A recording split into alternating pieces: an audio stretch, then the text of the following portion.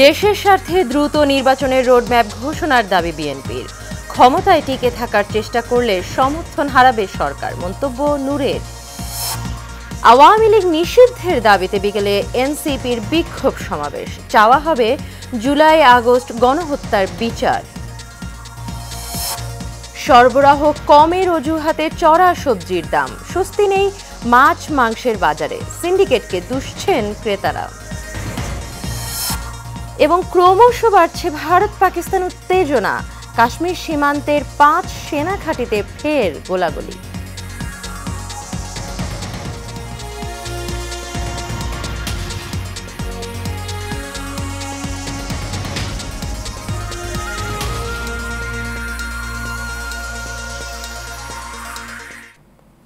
স্বাগত এশিয়ান নিউজে। পুরো সময় জুড়ে আপনাদের সঙ্গে রয়েছে আমি অরণ্যবিদ্যা ইউনুস। এতক্ষণ শুনছিলেন বিআরবি কেবল ইন্ডাস্ট্রিজ লিমিটেড সংবাদ শিরোনাম। এবারে চলে যাব পুরো খবরে। অন্তর্বর্তী সরকার অনন্তকাল থাকে না। এই সরকার যত দ্রুত নির্বাচন দেবে ততই দেশের জন্য ভালো। এশিয়ান টেলিভিশনকে দেয়া একান্ত সাক্ষাৎকারে কথা বলেছেন বিএনপির স্থায়ী কমিটির সদস্য ইকবাল হাসান মাহমুদ খান টুকু।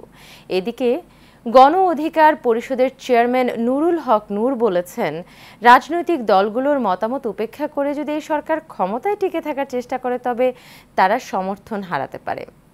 আবির হোসেন এবং সাব্বির আহমেদের ক্যামেরায় মণ্ডল নামের বিশেষ রিপোর্ট দেখুন।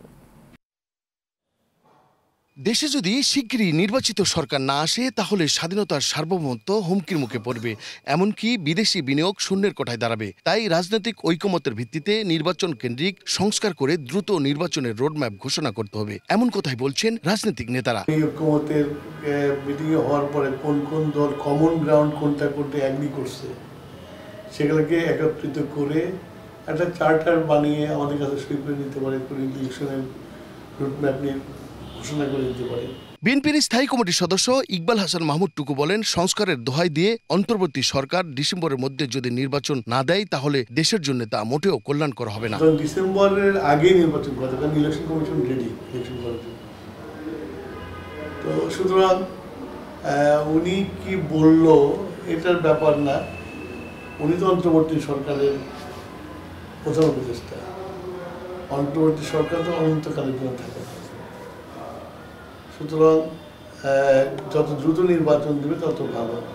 নির্বাচনী ভাবনায় গণ অধিকার পরিষদের চেয়ারম্যান নুরুল হক নূর বলেন, কিছু মানুষ মনে করছেন ডক্টর ইউনূস ক্ষমতায় দীর্ঘ সময় থাকলে তারা গাড়িতে ফ্ল্যাগ উড়িয়ে ঘুরতে পারবেন এবং আখের গোছাতে সক্ষম হবেন। রাজনীতিবিদদেরকে বাইপাস করে বা রাজনৈতিক নেতৃবৃন্দের মতামত উপেক্ষা করে সেখানে কিন্তু সমর্থন নাও পেতে পারে। সেই ক্ষেত্রে কিছু মানুষ হয়তো ডক্টর ইউনূসকে কেন্দ্র করে ভাবছে যে তিনি যদি ক্ষমতায় থাকেন তাহলে তাদের আখের গোছাতে বা তারাও ফ্ল্যাগ লাগিয়ে গাড়িতে ঘুরবেন কিংবা তারাও একটু ক্ষমতাকে ভোগ করবেন, এই আকাঙ্ক্ষার জায়গা থেকে কিছু মানুষ, কিছু উপদেষ্টা, কিছু ছাত্র নেতৃবৃন্দ চাচ্ছে ডক্টর ইউনূসের মাথায় কাঁঠাল রেখে কাঁঠাল ভেঙে খেতে। নির্বাচন নিয়ে নিজের ভাবনা জানাতে গিয়ে বিএনপির নেতা ইকবাল হাসান মাহমুদ টুকু মানবিক করিডোর নিয়েও কথা বলেন। তিনি স্পষ্ট করে বলেন, রাজনৈতিক দলগুলোর সাথে কোনো রকম আলোচনা না করে অনির্বাচিত সরকার এমন করিডোর দিতে পারে না, এটি দেশের জন্য হুমকির কারণ হবে বলেও মন্তব্য করেন বিএনপির এই সিনিয়র নেতা। পররাষ্ট্র উপদেষ্টা বলল যে ইউএন সেক্রেটারি জেনারেল রিকোয়েস্টে আরাকান হিউম্যানিটেরিয়ান করিডোর দিয়ে দিচ্ছে। এটা একটা বিরাট ব্যাপার।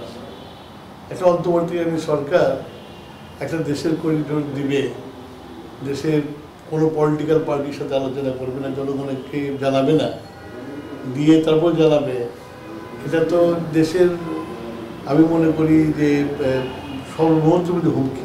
ফ্যাসিবাদের পতনের পর 9 মাস চলে গেলেও দেশে নতুন নির্বাচন হয়নি, গঠিত হয়নি নতুন সরকার। এ কারণে দেশের সবচেয়ে বড় দল বিএনপি সহ অনেকেই চাইছে নির্বাচনের সুনির্দিষ্ট রোডম্যাপ। রাজনৈতিক নেতারা আশা করছেন সরকার দ্রুত সেই পদক্ষেপ নেবে, দেশে অনুষ্ঠিত হবে বহুকাঙ্ক্ষিত নির্বাচন। যে বৈশ্বিক ইমেজ সেটাকে রক্ষা করার জন্য তিনি দ্রুত সময়ে বাংলাদেশে একটা গণতান্ত্রিক ব্যবস্থার প্রবর্তন ঘটাবেন এবং তিনি ক্ষমতাকে দীর্ঘায়িত করবেন না বা অনির্বাচিত একটা সরকারের প্রধান হয়ে বেশি দিন ক্ষমতায় থাকবেন, এটা আমার বিশ্বাস হয়। মণ্ডল নাম, এশিয়ান টেলিভিশন, ঢাকা। গণহত্যার দায়ে আওয়ামী লীগের বিচার এবং দলটির রাজনীতি নিষিদ্ধের দাবিতে বিক্ষোভ সমাবেশ করবে জাতীয় নাগরিক পার্টি এনসিপি।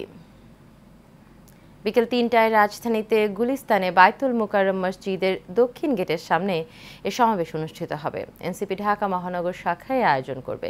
এতে এনসিপির কেন্দ্রীয় নেতারা বক্তব্য রাখবেন। আওয়ামী লীগের বিচারের দাবিতে গত ১ এপ্রিল থেকে রাজধানীর থানায় থানায় মশাল মিছিল করেন এনসিপির নেতাকর্মীরা। এছাড়া কেন্দ্রীয় নেতারা গত কয়েকদিনে বিভিন্ন দোকানপাট এবং পথচারীদের মধ্যে গণসংযোগ এবং প্রচারপত্র বিলি করেন। এক ভিডিও বার্তায় ঢাকাবাসীকে বিক্ষোভ কর্মসূচিতে অংশ নিতে আহ্বান জানান এনসিপির আহ্বায়ক নাহিদ ইসলাম।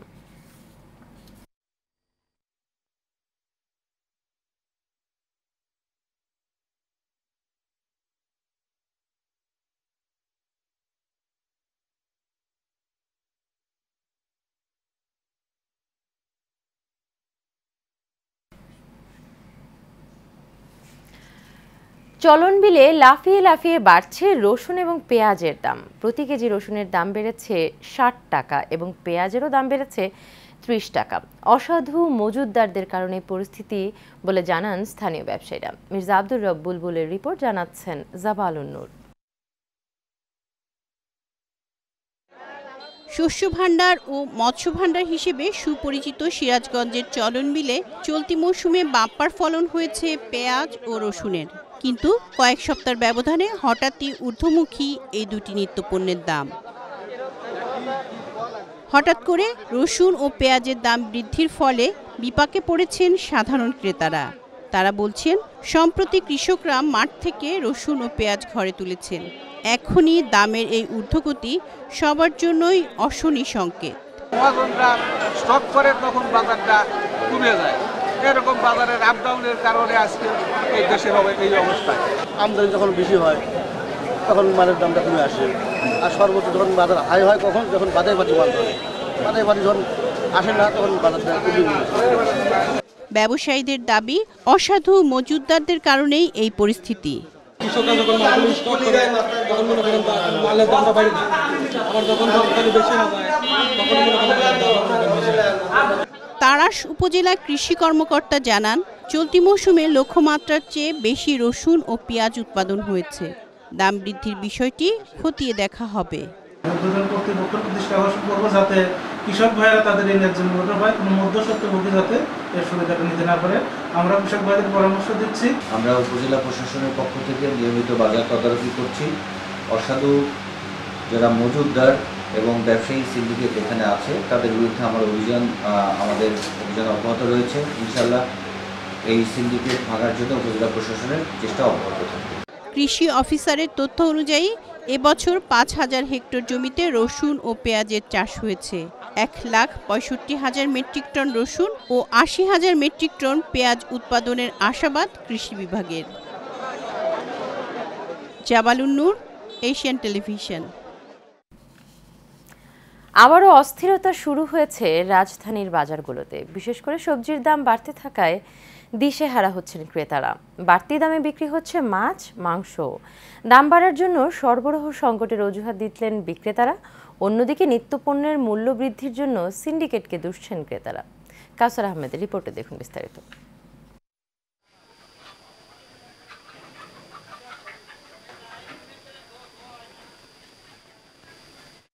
চাইলে সিন্ডিকেটের দোহাই দেন বিক্রেতারা। বিক্রেতা ও সিন্ডিকেটের মার পেছে বিপাকে ক্রেতারা, ফলে দাম বাড়ার মাসুল গুনতে হয় ভোক্তাদের। আমরা আসলে খুব খুশি ছিলাম, রোজার মাসে যেহেতু আমরা এত স্বাচ্ছন্দ্যের সাথে করতে পারছি। হঠাৎ করে দাম বেড়েছে, আমরা সত্যি একটু নিজেরাও একটু আমরা অবশ্যই আন্তরিকভাবে অনুরোধ করব যে আমাদের নাগালের বাইরে এবং মধ্যবিত্ত যারা নিম্ন মধ্যবিত্ত একদম আনন্দের সাথে বাজার করতে পারে। কিন্তু আমাদের রোজা এবার যে দাম ছিল একটা সহনশীল অবস্থায়, এরপর থেকে কিন্তু সমস্ত সবজি বা সমস্ত জিনিস কিছু দাম বাড়তেছে। এদিকে সরবরাহের অজুহাতে বাজারে বেড়েছে সব ধরনের সবজির দাম, যদিও বিক্রেতাদের দাবি বাড়তি দামে কিনতে হচ্ছে তাদের। ওই চাউল তো আমরা কম পাইতেছি না, আগের সপ্তাহে যে দাম এই সপ্তাহে এই দাম, ওই কোনো কম বলতেছে কিন্তু আমরা কম পাইতেছি না। তো কমছে, তারা বলে দাম আগের দাম ওই ঠিক আছে, নিলেন নাও না নিলেন নাই। আমি কি কথা বললেন, দাম তো আমরা শুনতেছি কমছে, না কমে নাই। ঠিক আছে, দেখো স্লিপ দেখো, মেমু দেখো, তারা এই কথা বলে। বর্তমানে গত সপ্তাহে পেঁয়াজ ছিল ৪৫-৫০, আর এই সপ্তাহে বেচতেছি ৫৫ টাকা, ৫৫ টাকা, আর পাল্লা নিলে ২৭০ টাকা। সপ্তাহের তুলনায় কিছু সবজির দাম বাড়তে, যেটা শসা, গাজর, কাঁকরোল, উস্তা, করল্লা, এগুলোর দাম একটু বেশি। শীতকালীন সবজির শেষ পর্যায়ে চলে গেছে, কারণ গরমকালীন যে সবজিগুলো আসতেছে নতুন, এগুলোর দাম একটু বেশি। চিচিঙ্গা, ভটভুড়ি, উস্তা, গরমকালীন যে সবজিগুলো আসতেছে নতুন, এর দাম একটু বেশি। নিত্যপণ্যের বাজারে স্বস্তি ফেরাতে মনিটরিং এর পাশাপাশি অসাধু ব্যবসায়ীদের বিরুদ্ধে ব্যবস্থা নেওয়ার দাবি ক্রেতাদের। কাউসার আহমেদ, এশিয়ান টেলিভিশন, ঢাকা। দর্শক, এই মুহূর্তে সাভার থেকে বাজার পরিস্থিতির সর্বশেষ তথ্য জানাতে আমাদের সাথে সরাসরি যুক্ত হচ্ছেন সহকর্মী জহিরুল ইসলাম খান লিটন। লিটন, নিত্যপণ্যের বাজার পরিস্থিতি আজকে কেমন দেখছেন, আমাদের বিস্তারিত জানাবেন।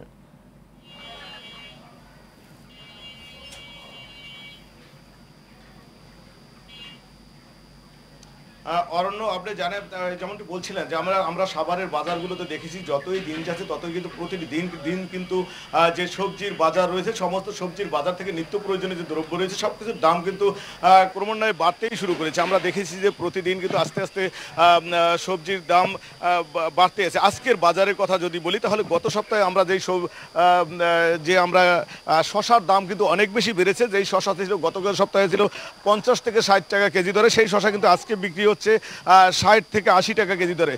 পেঁপের দাম সবচেয়ে আমরা সস্তা হিসেবে যে তরকারিকে মনে করি যে পেঁপে তরকারি, সেই পেঁপের দামও কিন্তু আজকে রয়েছে 60 টাকার পেঁপে আজকে বিক্রি হচ্ছে কিন্তু 80 টাকা কেজি দরে। বেগুনের দামও কিন্তু বেড়েছে,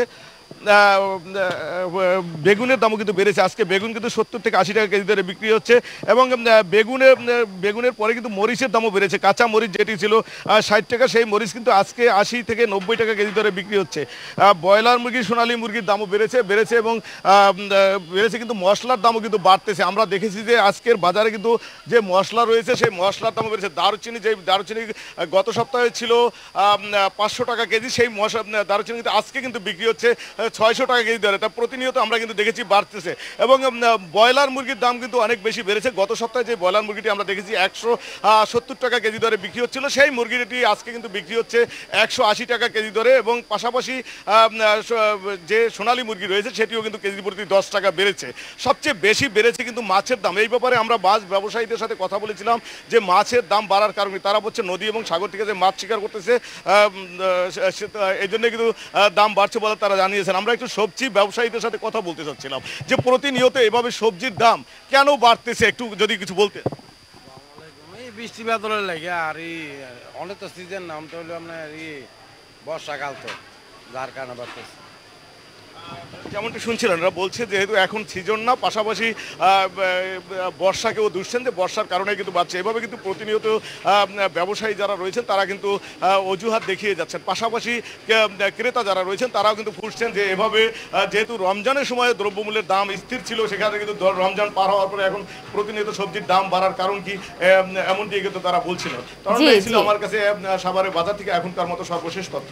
ধন্যবাদ লিটন আপনাকে। দর্শক, সাভার থেকে সরাসরি যুক্ত ছিলাম সহকর্মী লিটনের সঙ্গে। এবারে চলে যাব পরবর্তী প্রসঙ্গে, থাকছে সারা বাংলা সংবাদ। সিলেটের গোপালগঞ্জে ফুফাতো ভাইয়ের ছুরিকাঘাতে ফাহিম আহমেদ নামে এক যুবক নিহত হয়েছেন। Sylhet MAG Osmani medical college হাসপাতালে চিকিৎসাধীন অবস্থায় মৃত্যু হয় তার। জেলার ঢাকা দক্ষিণ ইউনিয়নের পশ্চিম বারকোট গ্রামে ছুরিকাঘাতের ঘটনা ঘটে। নিহত ফাহিম পশ্চিম বারকোট গ্রামের আব্দুল হালিমের ছেলে। গোপালগঞ্জ মডেল থানার ভারপ্রাপ্ত কর্মকর্তা মোহাম্মদ মনিরুজ্জামান মোল্লা বিষয়টি নিশ্চিত করে বলেন, নিহতের ঘটনায় মামলার প্রস্তুতি চলছে।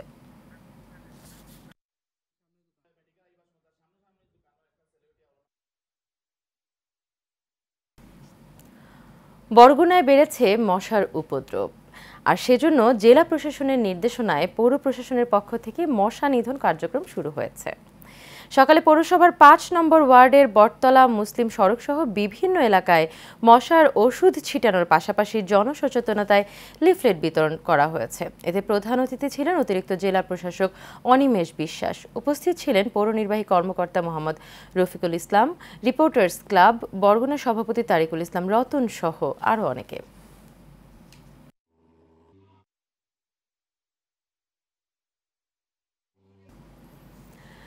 5 বছরেও শেষ হয়নি টাঙ্গাইলের বাসাইলে ঝিনাই নদীর উপর নির্মাণাধীন ব্রিজের কাজ। ফলে ভোগান্তিতে বাসাইল এবং মির্জাপুর উপজেলার অন্তত 20টি গ্রামের লাখো মানুষ। নদীর দুপারে শিক্ষা প্রতিষ্ঠান থাকায় ঝুঁকি নিয়ে শিক্ষার্থীদের পারাপার হতে হচ্ছে নৌকায়। বাসাইল থেকে জাহাঙ্গীর বিন জাফরের তথ্য এবং ছবিতে জানাচ্ছেন রাশেদ আকন। টাঙ্গাইলের বাসাইলে ঝিনাই নদীর ওপর ৫ বছর আগে এই ব্রিজের নির্মাণ কাজ শুরু করে Haider construction private limited and Mohammad Liaquat Ali JV নামে ঠিকাদারি প্রতিষ্ঠান। ব্রিজের নির্মাণ কাজ ২০২২ সালের ২৪ সেপ্টেম্বর শেষ হওয়ার কথা থাকলেও এখনও শেষ হয়নি। ৬ মাস আগে কাজ বন্ধ করে পালিয়ে যায় ঠিকাদারি প্রতিষ্ঠান। দীর্ঘদিন হচ্ছে আমাদের ব্রিজে কোনো কাজ হচ্ছে না। একটা লোক যদি মারা যায় আমাদের ৩ কিলো ঘুরা পিকআপ দা লাশ নিয়ে দাপন করতে হয়।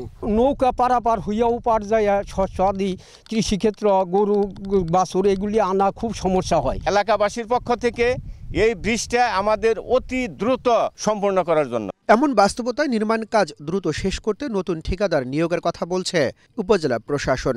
এই সামান্য কিছু কাজ করে একদিন, তারপর 10 দিন বন্ধ রাখে, আবার একদিন করে। সময় অনেক আগে অতিবাহিত হয়েছে, কাঙ্ক্ষিত সময়ের মধ্যে ওনারা শেষ করতে পারেনি। ওনারা বিভিন্ন সময় এক্সটেন অফিস বা পিডিও অফিসে টাইম এক্সটেনশনের জন্য অনুমোদন চাইছিল, স্যাররা ওইভাবে দেয়নি। তারা তাগিদ দিচ্ছে যে দ্রুত কাজটি শেষ করার জন্য। প্রকৌশলী আছেন, ওনার সাথে এই বিষয়টি নিয়ে আলোচনা হয়েছে। উনি যেটা জানিয়েছেন যে ঠিকাদার কাজ না করার কারণে মূলত কাজটা বন্ধ আছে। তার প্রেক্ষিতে ওনারা ঠিকাদারকে সর্বশেষ পত্র দিয়েছেন কাজ করার জন্য। এরপর যদি ওনারা কোনো কাজ না করেন তাহলে উনি যেটুকু জানিয়েছেন যে ওনারা পুনঃ টেন্ডার দিয়ে কাজটা যত দ্রুত সম্ভব কাজটা শেষ করবেন। ২০২০ সালে ২৭,২৩,০০০ টাকা ব্যয়ে ব্রিজ নির্মাণের অনুমোদন করা হয়। Rashed Akon, Asian television. শেষ করবো এশিয়ান নিউজ, তবে যাবার আগে বিআরবি কেবল ইন্ডাস্ট্রিজ লিমিটেড সংবাদ শিরোনামগুলো জেনে নেব আরও একবার। দেশের স্বার্থে দ্রুত নির্বাচনের রোডম্যাপ ঘোষণার দাবি বিএনপির। ক্ষমতায় টিকে থাকার চেষ্টা করলে সমর্থন হারাবে সরকার, মন্তব্য নূরের। আওয়ামী লীগ নিষিদ্ধের দাবিতে বিকেলে এনসিপির বিক্ষোভ সমাবেশ, চাওয়া হবে জুলাই আগস্ট গণহত্যার বিচার।